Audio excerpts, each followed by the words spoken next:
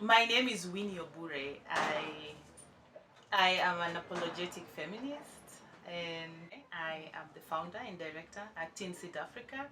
Teen Seed is a community-based organization that works with adolescent girls and young women on issues of SRHR, sexual reproductive health, SGBV, sexual gender-based violence, education, and so Teen Seed, those are two words that were coined to make a name. So teen literally means teen for teenager, and seed means, for planting. So teen seed, because we believe that teens are seeds. It's at teenagehood that you do not quite understand yourself. You do not know who you are. You are not an adult. You're not a child. So you're in between. So we choose to look at them as seeds. And so all they need at that time is nurturing, they need watering, they need sunshine, they need all these things, which is basically mentorship, education, information, services, knowing their rights, and all that. So we coined this name so that we can be able to give an identity to teenagers who otherwise feel like they're not adults, they're not children, but they want to belong, and they feel like they need guidance and support throughout this situation. No, throughout, they're growing up, because at that point, for instance, the girls are starting to have body changes.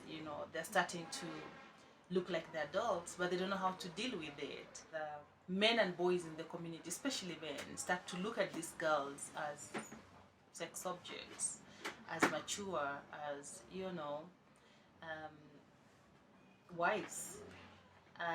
And so they're not well developed, and they can easily be lured by an adult. So that's why Teen Seed exists, to be able to support teens, to be able to help nurture them into the greatness that they want to be. So we work with adolescent girls and young women in urban informal settlements, like now this in Kiambiu, where we're headquartered. We also work with adolescent girls in rural areas. Those are very vulnerable, um, and cannot be able to afford even a sanitary towel. Coming from very humble, vulnerable backgrounds. So this includes girls from flood-prone areas, like in Busia County, in Bunyala, girls who live around the lake areas where the major economic activities fishing. But with that comes transactional sex, comes like HIV, comes like, a lot of things. So we work in those areas. We also work in rural areas where there's like lots of sugarcane plantation, and girls at risk in these areas. So yeah, but throughout our work, we try to do two things. One is preventive, so trying to ensure that girls are enrolled to school, they're sustained in school, they're able to transition from primary to high school, to help prevent teenage pregnancies, child marriages, HIV and AIDS infections, prevent gender-based violence, rape and defilement. That's our core. So we do preventive work. But the second one is we do restorative work. And that's basically to say that we work with the teenage girls to help prevent all these things, but then it still happens. And once it happens, then what? So we sort of work on the restorative part, which is to work with teen moms so they can get back to school, get their life back on track, work with young mothers who got babies as teenagers, just so that they know that this violation or this injustice happened to you, but that's not the end of it. You can still collect yourself, you can still be able to achieve the dreams that you had as a child. For the young mothers, when we're doing the restorative work,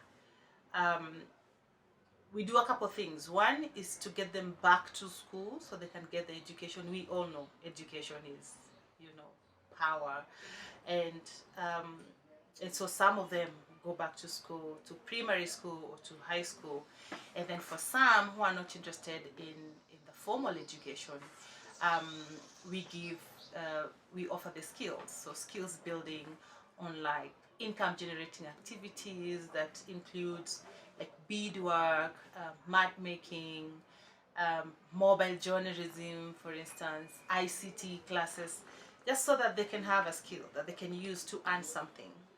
Um, but we also train the young mothers on entrepreneurship, and then after the entrepreneurship sessions, they get to do business plans, and then we give them seed grants for some of them to start street businesses, like very small businesses that can help put food on their tables. Lots of them who've gone through sexual gender-based violence and intimate partner violence, um, we have learned that for most of the young mothers in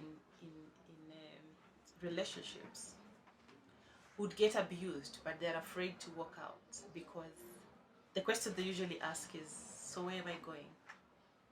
Nitaenda wapi? Na watoto wangu nitaanza wapi? Like, where will I even start?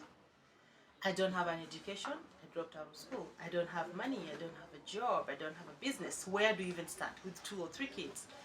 So that's why we started saying that empowering them economically, giving them the trainings, funding their ideas, small businesses really gets now to give them an opportunity to start earning something every day. Could be very small, could be like 500 bob, which is like $5 or something.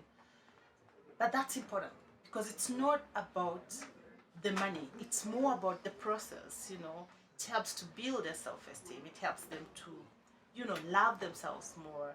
It makes them to start making very basic decisions like, I'm gonna buy Pampers type A and not type B. I'm gonna, very small basic decisions that eventually graduates to the level of now they can be able to attend the Chiefs Baraza, community forums, and contribute and feel like they know what they're talking about. So just building the voice of the women and girls, and that gives me so much joy.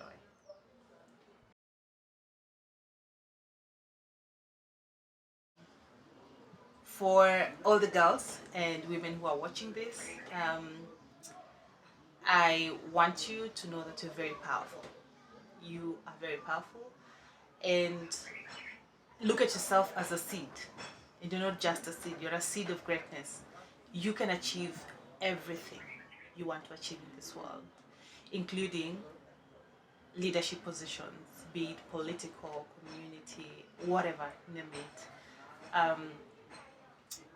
I want girls in Kenya to know that there is no reserve for anyone. There's no leadership reserve for anyone. You can be what you want to be.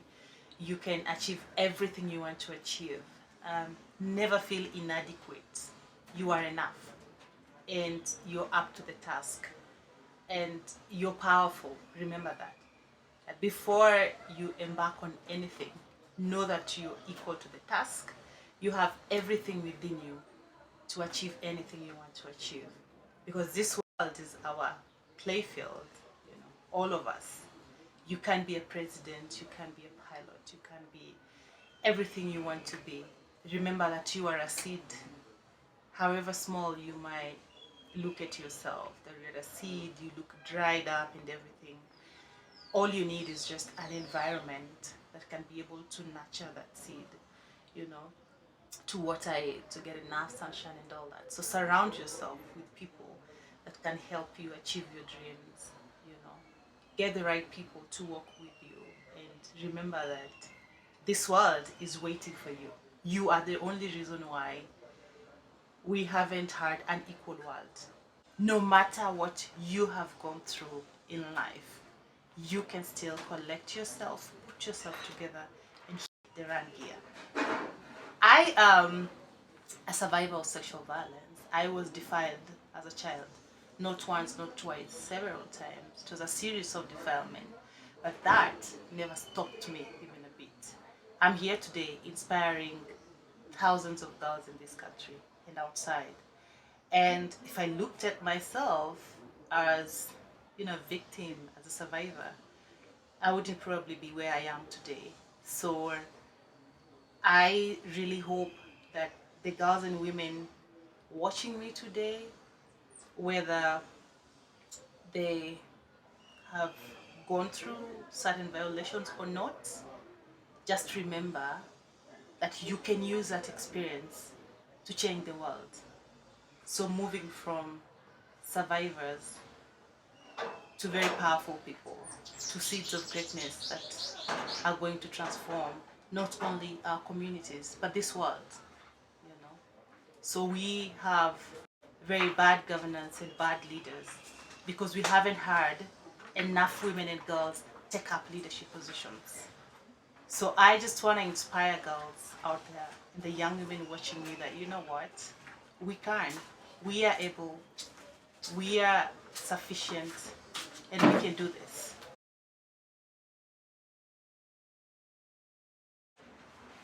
Kenyan women are one very special breed.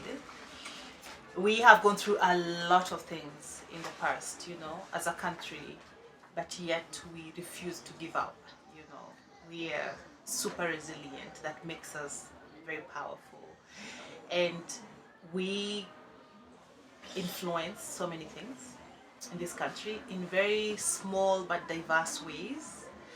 And I know for sure that Kenyan women are powerful and they're capable of doing anything they want to do to change the world.